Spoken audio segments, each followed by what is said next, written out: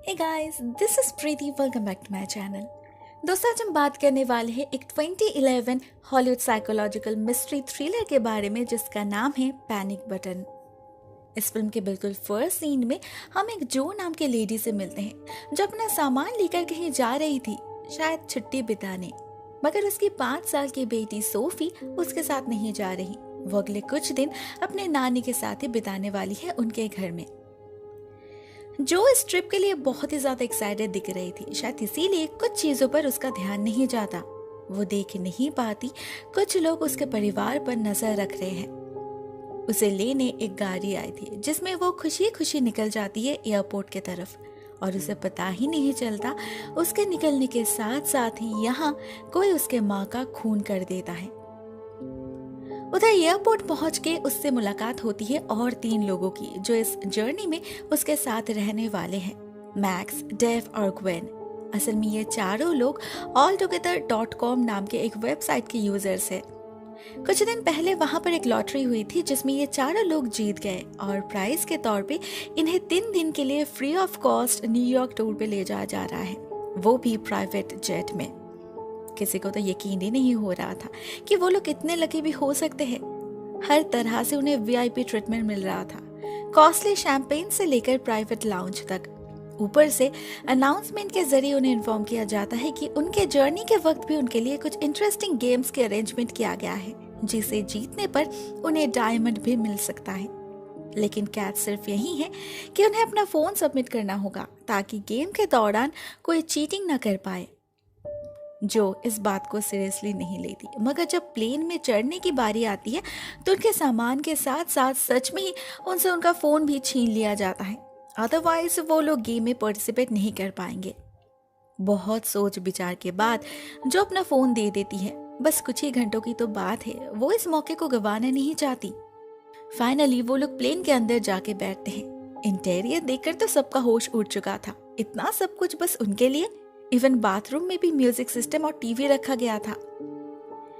Flight take off करने के साथ साथ इन फ्लाइट गेम्स भी शुरू हो जाती हैं। हर एक सीट के सामने एक स्क्रीन था जिसमें उनके लिए क्वेश्चंस आएंगे, उन्हें बस सही जवाब देना है। क्वेश्चंस उनके पर्सनल लाइफ से रिलेटेड होंगे। उन्होंने जो डिटेल्स अपने ऑल टुगेदर प्रोफाइल पर अपलोड किया है उसी पर बेस्ड, सो घबराने की कोई बात नहीं। मगर हाँ, सबसे पहले उन्हें टर्म्स एंड कंडीशन को एक्सेप्ट करना होगा सारे रूल्स एंड रेगुलेशन को पढ़ने के बाद, और इस गेम को अंत तक खेलना होगा। अगर किसी ने भी गेम को अधूरा छोड़ दिया तो उसे कोई प्राइज नहीं मिलेगी और साथ ही साथ कॉन्सिक्वेंसेस भी फेस करना होगा। अब टर्म्स एंड कंडीशन को कौन पढ़ता है? कोई भी अपना वक्त जाया नहीं करना चाहता। सभी को प्राइज जीतने की जल्दी जो थी, तो कोई कुछ देखे बिना ही सारे क्लॉज को एक्सेप्ट कर लेते हैं और घुस जाते हैं फर्स्ट राउंड में जिसका नाम था गेट टू नो यू। ये एक इंट्रोडक्टरी राउंड है जिसमें पहली बारी आती है डेव की। उससे 3 सवाल पूछे जाते हैं जिसमें फर्स्ट क्वेश्चन बहुत ही वियर्ड थे, जैसे रिसेंट फुटबॉल मैच में उसने कितने गोल्स किए हैं, उसके शरीर में कोई टैटू या फिर पियर्सिंग है या नहीं। मगर जो तीसरा सवाल आता है वो डेव को सोचने पर मजबूर कर देता है। उसे एक लड़की की तस्वीर दिखाई जाती है। पूछा जाता है इसे डेव पहचानता है या नहीं। इसे देखकर न जाने क्यों डेव थोड़ा सा घबरा जाता है, मगर दूसरे ही पल में वो खुद को संभाल भी लेता है और जवाब देता है वो इसे नहीं जानता। अनफॉर्चुनेटली उसके तीनों के तीनों जवाब ही गलत थे और ये लड़की एमी है जिसे डेव भली भांति जानता है। इसके साथ ही बस कुछ दिन पहले उसने रात बिताया है जबकि वो इंगेज थे और नेक्स्ट मंथ ही उसकी शादी है। मतलब वो बेसिकली एक चीटर है। नेक्स्ट थी जो। उसे भी ऐसे ही कुछ पर्सनल सवाल पूछे जाते हैं जिससे रिवील होता है कि उसे ड्रिंकिंग हैबिट थी जिसे ओवरकम करने के लिए उसे रिहैब में भी जाना पड़ा था। एक बेटी के रहने के बावजूद वो डेटिंग प्रोफाइल में नेस्टी पिक्चर्स अपलोड करती थी जो अभी उसके रिसेंट अपीयरेंस से बिल्कुल भी मैच नहीं करती। मतलब जो खुद को जैसा प्रेजेंट करती है सेंसिटिव एंड इनोसेंट, असल में वो वैसा बिल्कुल भी नहीं है। नेक्स्ट था मैक्स। पता चलता है उसका हाल भी सेम ही है, वो भी झूठा है। एंड फाइनली ग्वेन, वो तो एक हिपोक्रेट है। बचपन में वो अपने क्लासमेट को बुली किया करती थी। फर्स्ट राउंड में ही सबकी हालत टाइट हो चुकी थी। ये तो कुछ ज्यादा ही पर्सनल हो गया और ह्यूमिलिएटिंग भी। मगर किसी को समझ नहीं आ रहा था इतनी पर्सनल डिटेल्स इस वेबसाइट को कैसे पता चला। किसी का मूड नहीं हो रहा था आगे खेलने का, मगर खेलना तो पड़ेगा ही। अभी जब सबका पोल खुल ही चुका है तो प्राइज गंवाने का क्या मतलब। But in the mean time सभी एक अजीब चीज नोटिस करते हैं। बाहर स्नोइंग चल रही थी, जबकि फोरकास्ट के मुताबिक वेदर क्लियर रहना चाहिए था। हालांकि कभी कभी फोरकास्ट गलत भी होते हैं, तो ज्यादा कोई इस बारे में नहीं सोचते। सेकेंड राउंड खेलने का वक्त हो चुका था और इस राउंड में सवाल पिछली बार से भी ज्यादा पर्सनल और डिग्रेडिंग थे। एक एक करके सबका ट्रू फेस रिवील होने लगता है, जिससे हमें पता चलता है ये लोग बंद दरवाजे के पीछे अपने घर के प्राइवेसी में एक्चुअली कैसे हैं। जानने मिलता है जो असल में अंदर ही अंदर बहुत ही वायलेंट नेचर की है। उसे स्नफ फिल्म्स देखना पसंद है, मतलब टॉर्चर वीडियोस। अपने लाइफ का फ्रस्ट्रेशन, डिप्रेशन से डील करने के लिए वो इन सब वीडियोस का सहारा लेती है। जो जब इस बात से इनकार करती है तो सबूत के तौर पे एक वीडियो दिखाई जाती है जहां 5 लोग मिलकर एक आदमी पर टॉर्चर कर रहे थे। जो ने इस वीडियो को सिर्फ रिपीटेड टाइम देखा ही नहीं है, बल्कि अपने फ्रेंड्स के साथ शेयर भी किया है। मतलब वो इन वीडियोस को सच में एंजॉय करती है। नेक्स्ट आती है ग्वेन। पता चलता है उसका ऑनलाइन और ऑफलाइन जिंदगी बिल्कुल ही ऑपोजिट है। वर्चुअली उसने कई सारे डेटिंग एप्स और डर्टी साइट्स में अपना प्रोफाइल खोल रखी है, जबकि रियल लाइफ में उसने आज तक किसी से फिजिकल नहीं हुई। वो वर्जिन है। ऐसा इसलिए करती है वो क्योंकि वो चाहती है लोग उसे उस नजरिया से देखे। लोगों के गंदे सोच को वो एंजॉय करती है। थर्ड था डेव। उसका तो लेवल ही कुछ अलग है। पता चलता है वो एक जापानीज साइट का रेगुलर व्यूअर है जहां बच्चों पर सेक्सुअल अब्यूज वाला वीडियोस अपलोड होते हैं। मतलब वो एक पेडोफाइल है। डेव इस बात को कितना ही इनकार क्यों न करे, इस गेम वाले के पास सारे इन्फॉर्मेशन पहले से ही मौजूद थे सभी के बारे में। पिछले 1 साल में इन लोगों ने ऑनलाइन जो कुछ भी किया है, कौन से साइट को विजिट किया है, किसे क्या मैसेज भेजा है, क्या अपलोड किया है, क्या डाउनलोड किया है, सारे रिकॉर्ड्स मौजूद हैं। कोई भी इसे काउंटर नहीं कर सकते। हमें लगता है ये इन्फॉर्मेशन सिक्योर्ड है, एंड टू एंड एन्क्रिप्टेड है, मगर एक्चुअल में इन्हें हैक कर पाना उतना भी मुश्किल नहीं। अगर कोई चाहे तो बहुत ही आसानी से इन्हें पा सकता है, जैसे इस गेम वाले को मिला। सब कुछ सुनकर डेव का दिमाग खराब हो जाता है।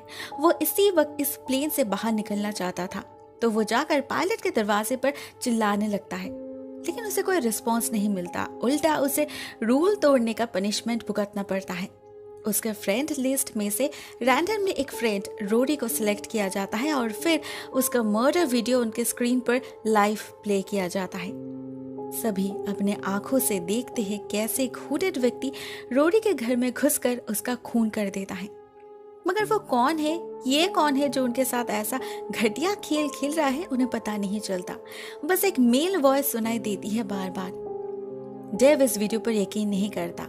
उसे लगता है ये फेक है। इनफैक्ट ये सब कुछ फेक लगता है उसे। ये सब जरूर कोई रियलिटी गेम शो का सेटअप है। जरूर लाखों करोड़ों ऑडियंस उन्हें देख रहे हैं। हाँ, उसकी बातें कुछ हद तक सही हैं। इस प्लेन के अंदर हर जगह कैमरास और माइक्रोफोन्स लगे हुए हैं, मगर उन्हें देख कौन रहे हैं वो हमें अभी पता नहीं चलता। नेक्स्ट बारी थी मैक्स की, लेकिन वो खेलना नहीं चाहता था, इसीलिए वो मेल के जरिए किसी से कांटेक्ट करने की कोशिश करता है, मगर लॉग इन ही नहीं कर पाता। इस सिस्टम में सिर्फ एडमिनिस्ट्रेटिव एक्सेस ही काम करता है। मतलब वो लोग एक्चुअली एक ट्रैप में फंस चुके हैं। यहाँ से निकलने का शायद बस एक ही तरीका है, उन्हें इस गेम को कंप्लीट करना होगा। लेकिन मैक्स ने नियम तोड़ा था, इसीलिए डेव की तरह उसके भी एक दोस्त एलन को खून कर दिया जाता है। जब वो सवाल उठाता है क्यों उनके दोस्तों को इस सब में घसीटा जा रहा है, तो उसे जवाब मिलता है ये उनके टर्म्स एंड कंडीशन में ऑलरेडी इंक्लूडेड थे। जब भी वो लोग कोई गलती करेंगे, उनकी सजा उनके दोस्त या फिर परिवार वालों को मिलेगी। उन्होंने नहीं पढ़ा, उनकी गलती। जब सभी फ्रस्ट्रेटेड होकर बैठे थे, तभी जो की नजर पड़ती है बाहर की तरफ, जहां ली कैसीनो दिखाई दे रहा था, मगर वो तो आयरलैंड में है। उसका रास्ता उनके रास्ते से कम्प्लीटली डिफरेंट है। लंदन टू न्यूयॉर्क के रूट के हिसाब से तो उन्हें अभी अटलांटिस के ऊपर होना चाहिए था। मतलब वो लोग न्यूयॉर्क जा ही नहीं रहे थे, कहीं और जा रहे थे। इसीलिए वेदर फोरकास्ट मैच नहीं कर रहा था। मगर वो लोग आखिर जा कहाँ रहे थे, ये जानने के लिए मैक्स प्लेन के अंदर प्लग पॉइंट ढूंढकर टीवी से जोड़ देता है और उसे ऑन करते ही वहां पर उन्हें कंप्लीट रूट दिख जाता है। पता चलता है वो लोग ओसीओ की तरफ जा रहे हैं, जहाँ पर altogether.com की हेडक्वार्टर है। मगर एक सोशल नेटवर्क क्यों ये सब करेगा? वो लोग ऐसे ओपनली रैंडमली लोगों को मार नहीं सकते। ये जरूर किसी और का काम है। मैक्स फाइनली कैमरा को लोकेट कर लेता है, मगर इसके आगे वो कुछ नहीं कर पाता क्योंकि वो नहीं चाहता था कि और कोई मरे। इसके बाद शुरू होता है असली खेल, राउंड 3, जहाँ सभी को एक एक करके बाथरूम में जाना होगा और वहां पर उन्हें एक टास्क दिया जाएगा। अगर उन लोगों से वो पूरा नहीं हो पाया तो फिर से शुरू हो जाएगा मौत का खेल। पहली बारी आती है जो की। वो बाथरूम में जाती है तो उसे टीवी स्क्रीन पर अपनी बेटी दिखती है, जिसे इन लोगों ने किडनैप कर रखे थे। जो को ये लोग एक टेस्ट देते हैं। अभी उसकी कामयाबी पर ही उसकी बेटी की जिंदगी डिपेंडेंट है। उसके बाद ऐसे ही एक एक करके डेव, ग्वेन और मैक्स अंदर जाते हैं। डेव की फियांसे, ग्वेन की बहन और मैक्स का भाई इन लोगों के कब्जे में थे। इनके बदले इन लोगों को कोई सीक्रेट टास्क दिया जाता है जिसके बारे में हमें पता नहीं चलता। इनफैक्ट उन्हें भी वार्न किया जाता है किसी से शेयर करने से। उन्हें अपना काम ऐसे करना होगा जिससे किसी को उन पर शक ना हो। एंड एट लास्ट उन सबको ये भी इन्फॉर्म किया जाता है कि ये एक्चुअली एक सुसाइडल मिशन होने वाला है, क्योंकि ठीक 45 मिनट बाद ये प्लेन altogether.com के हेडक्वार्टर से टकराएगी। सभी लोग एक साथ मर जाएंगे। मतलब कुछ भी कर लो, उनकी मौत तो निश्चित है। लेकिन अगर वो लोग चाहे तो अपने अपने लव्ड वंस को बचा सकते हैं, अपना अपना टास्क पूरा करके, वो भी 45 मिनट के अंदर। मैक्स इस चीज को इतनी इजीली हजम नहीं करता। वो पैनिक करने लगता है क्योंकि वो असली मैक्स था ही नहीं। बेकार में और कितने सारे प्रॉब्लम्स फेस करना होगा उसे तो यहाँ होना ही नहीं चाहिए था। असल में मैक्स एक स्टूडेंट था जिसके प्रोफाइल को उसने हैक किया था। उसे लगा था एयरपोर्ट पे चेकिंग होगा, तभी उसके पासपोर्ट देखकर सभी को पता चल जाएगा कि उसने चीटिंग किया है, वो कोई और है। मगर यहाँ पर तो कोई चेकिंग हुआ ही नहीं, तो उसने भी किसी से कुछ नहीं कहा और अब उसे उसका नतीजा भुगतना पड़ रहा है। सब कुछ सुनने के बाद कोई उस पर भरोसा नहीं कर पा रहा था, तो डेव उसका पासपोर्ट ले लेता है और उसे कोने में बिठाकर खुद जाता है बाथरूम में स्टडी करने। मगर असल में तो उसका टास्क था मैक्स को मारने का। उसे लगा था वो असली मैक्स नहीं है, इसीलिए उसे मारना नहीं पड़ेगा। लेकिन उसे पता चलता है उसे अपना काम पूरा करना ही पड़ेगा, वो भी 3 मिनट के अंदर, नहीं तो उसकी सजा उसके फियांसे को मिलेगी। उधर बाहर जो किसी तरह सिचुएशन को संभालने की कोशिश कर रही थी। वो सभी को ड्रिंक सर्व करती है जिसे मैक्स अकेला ही पी जाता है।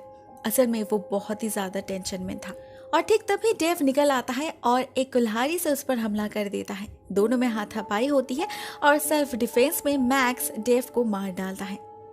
ग्वेन से और ये सब सहन नहीं हो रहा था। ऊपर से डेव के गुजर जाने के कारण उसका टास्क भी पूरा नहीं हो पाया, क्योंकि उसका टास्क ही था डेव का खून करना। तो उसे एक नया काम मिलता है, उसे मैक्स को सीड्यूस करना होगा। बीइंग अ वर्जिन, इस काम के लिए वो रेडी नहीं थी मगर मजबूर थी। वो बाहर जाती है और मैक्स का फर्स्ट एड करने के बहाने उसे लेकर बाथरूम में आकर उससे इंटीमेट होने की कोशिश करती है। मैक्स को समझ नहीं आ रहा था ग्वेन ऐसे हालत में अचानक ऐसे बिहेव क्यों कर रही है, तो ग्वेन उसे सच बताकर रिक्वेस्ट करती है, जिस पर मैक्स मना नहीं कर पाता। वो लोग इंटीमेट होने लगते हैं, मगर अचानक ही उसे ख्याल आता है कि इसी बाथरूम के पीछे इस प्लेन का लगेज कंपार्टमेंट है, मतलब जहाँ पर उनका सामान है। वो एक प्रोफेशनल हैकर है, तो अगर उसे किसी तरह अपना लैपटॉप मिल जाए तो वो इस प्लेन के सिस्टम को क्रैक कर सकता है, मदद बुला सकता है बाहर से। तो वो जल्दी से दरवाजे को तोड़ने लगता है और ग्वेन का टास्क फिर से अधूरा रह जाता है। इस बार उससे कहा जाता है मैक्स को रोकने के लिए, मतलब उसका खून करने के लिए, जो वो कोशिश भी करती है मगर उल्टा जो उसे मार डालती है, क्योंकि ये उसका टास्क था। उधर मैक्स किसी तरह उस दरवाजे को खोल लेता है और अंदर से निकल आती है एक भयानक बदबू, क्योंकि अंदर की जगह लाशों से भरी थी। उन लोगों ने अभी तक जिस को भी मरते हुए देखा है, उन सभी की लाश मौजूद है यहाँ पर। मतलब वो लोग एक्चुअल में रिकॉर्डेड वीडियो देख रहे थे, लाइव नहीं। मतलब जो ने इतना कुछ जिसके लिए किया, वो बेटी भी शायद तो जिंदा नहीं है, जो पागलों की तरह उसके लाश को ढूंढने लगती है। मगर बदले में उसे अपनी माँ की लाश मिलती है, जिसका खून फर्स्ट सीन में हुआ था। दूसरी तरफ मैक्स बहुत मुश्किल से अपना लैपटॉप निकाल लेता है और सिस्टम को हैक करने की कोशिश करता है, मगर तभी हाथ में बंदूक लिए कॉकपिट से निकल आता है इस प्लेन का पायलट। वो मैक्स से उसका लैपटॉप लेकर तोड़ देता है, लेकिन वो असली कल्प्रिट नहीं था, वो भी उन्हीं की तरह एक विक्टिम था। उन्हीं की तरह उसके पत्नी और बेटी की जान भी खतरे में थे। जो उसे बहुत समझाती है कि वो लोग जरूर ऑलरेडी मर चुके हैं, अभी उसे उनका साथ देना चाहिए, मगर ये पायलट नहीं सुनता। वो कोई रिस्क लेना नहीं चाहता, इसीलिए वो वैसा ही करता है जैसा उसे कहा गया है। वो जो को इलेक्ट्रिक शॉक देकर बेहोश करके फिर से कॉकपिट में वापस चला जाता है। इधर मैक्स की तबीयत अचानक खराब होने लगी थी। उसके मुंह से एक सफेद लिक्विड निकल रहा था, उसका पूरा शरीर कांप रहा था और देखते ही देखते उसकी मौत भी हो जाती है। जो हैरान नहीं होती, क्योंकि जहर उसने ही दिया था। एक्चुअली उसने ड्रिंक सर्व किया था ग्वेन के लिए, मगर उसे मैक्स ने पी लिया तो मौत उसकी हो गई। यहाँ पर एक चीज हमारे लिए बहुत क्लियर हो जाती है, जो कोई भी इस गेम के पीछे था वो सब कुछ बहुत ही ज्यादा प्लान वाइज कर रहा था। बिल्कुल शुरू से ही उसका इंटेंशन था इन लोगों को आपस में लड़वाना, एक दूसरे का खून करवाना। मगर आखिर इतना सब किस लिए? क्यों वो ऑल टुगेदर हेडक्वार्टर में काम करने वाले इनोसेंट लोगों की जान लेना चाहता है? अब जब एक्सप्लोजन होने में ज्यादा वक्त बचा नहीं था तो ये आदमी जवाब देने का डिसाइड करता है, लेकिन वो खुद को रिवील नहीं करता। सिर्फ जो कि एक वीडियो दिखाता है जिसमें एक 15 साल की लड़की लूसी टर्नर सुसाइड कर रही थी ऑनलाइन अपने alltogether.com के अकाउंट में लाइव आके। और इसे देख कौन रहे थे? ये लोग, ग्वेन, डेव, मैक्स, जो और वो पायलट। ग्वेन ने उस दिन अपने बहन के साथ इस वीडियो को देखा था। लूसी को रोकने की जगह एक बहुत ही हिपोक्रेट वाला कमेंट किया था उसने, और डेव को उस दिन भी लगा था सब फेक है। लूसी बस अटेंशन पाने की कोशिश कर रही है, तो लूसी को और ज्यादा एनकरेज किया था उसने। साथ में अपने दोस्त रोडी और सारा के साथ भी शेयर किया था इस वीडियो को। दूसरी तरफ मैक्स इस वीडियो को ओवर 30 वेबसाइट शेयर किया था। उसके भाई और दोस्तों को इनवाइट भी किया था देखने के लिए, और जो उसने ना कोई कमेंट किया ना शेयर, बस देखती रही, एंजॉय करती रही। लास्ट था वो पायलट, उसने भी देखा होगा, शायद अपने पत्नी के साथ। उस दिन टोटल 14 लोगों ने इस वीडियो को देखा था, मगर एक ने भी पैनिक बटन को पुश नहीं किया। सब बस देखते रह गए और उस 15 साल की लड़की की जान चली गई। आज उसी का पिता उनसे बदला ले रहे हैं। उसने ऑलरेडी उन सबको मार डाला है जो डायरेक्टली इन्वॉल्व थे, लेकिन वो alltogether.com वेबसाइट को भी खत्म करना चाहते हैं। अगर ये वेबसाइट ना होता तो शायद आज उनकी बेटी लूसी जिंदा होती। मतलब ये पागल अपने बेटी की मौत के लिए इन लोगों को जिम्मेदार मान रहे थे, मगर क्या ये सच है?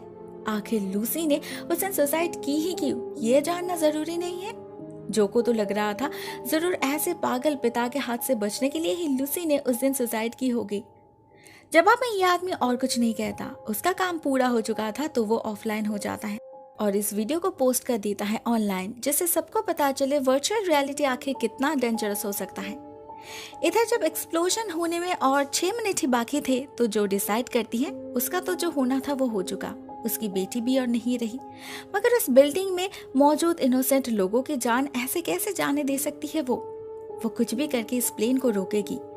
इसी सोच के साथ वो एक्स से दरवाजे को तोड़ने लगती है। उसे ज्यादा एफर्ट देना नहीं पड़ता, कुछ ही देर में खोल बन जाता है और हवा के प्रेशर के कारण पूरा केबिन डीप प्रेशराइज्ड होकर समुद्र में गिर जाता है।